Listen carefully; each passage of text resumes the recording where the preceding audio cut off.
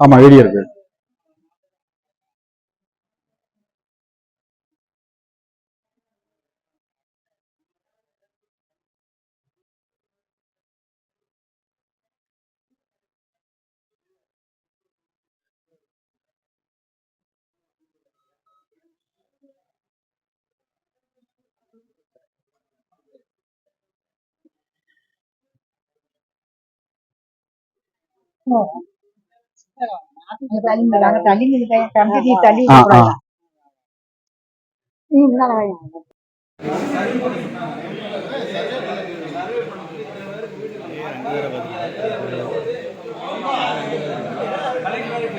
Tirunelveli down Baba தெருவை சேர்ந்த ஊரை சேர்ந்த விவசாய குறுங்குடி மக்கள் இன்னைக்கு எல்லாமே நேற்று வந்து மனு கொடுக்க வந்திருக்கோம்.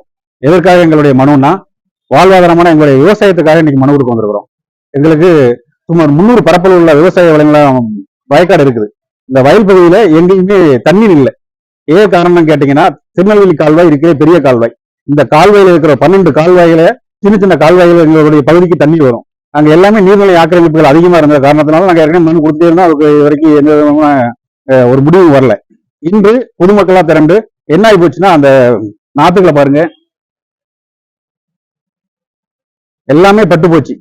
முடிச்சா எங்களை முதல்ல எங்களை விவசாயம் பண்ண வேண்டாம்னு நீங்க சொல்லிட்டீங்கன்னா கூட நாங்க விவசாயம் பண்ணாம இருந்திருப்போம். ஆனா நீங்க அதையும் விட்டுட்டு விவசாயத்தையும் எங்களை பண்ண வச்சுட்டு, அந்த நேரத்துல நாத்து நடவு போகும்போது நாங்க காசு வாங்கி தான் நாத்தையே நட்டோம். அதை அடுத்தவங்ககிட்ட நாத்தை வாங்கி தான் நடவே செஞ்சது.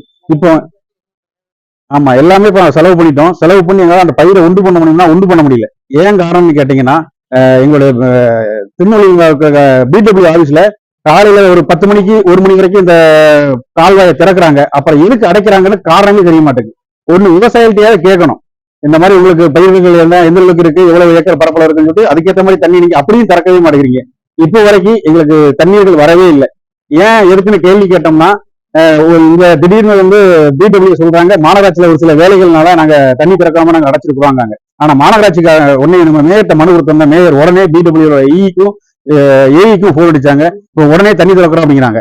இன்னைக்கு கொடுக்குற இந்த மனு நாள் மட்டும்தான் எங்களுக்கு தண்ணி திறக்கப்படும். அடுத்து 2 நாள் கழிச்சு, 3 நாள் கழிச்சு, அடுத்த வாரம் கழிச்சு திரும்பவும் இதே மாதிரி தான் அங்க பின்தொடர்ச்சியா விக்ரமாதித்தன் கதை மாதிரி தான் இருக்கு.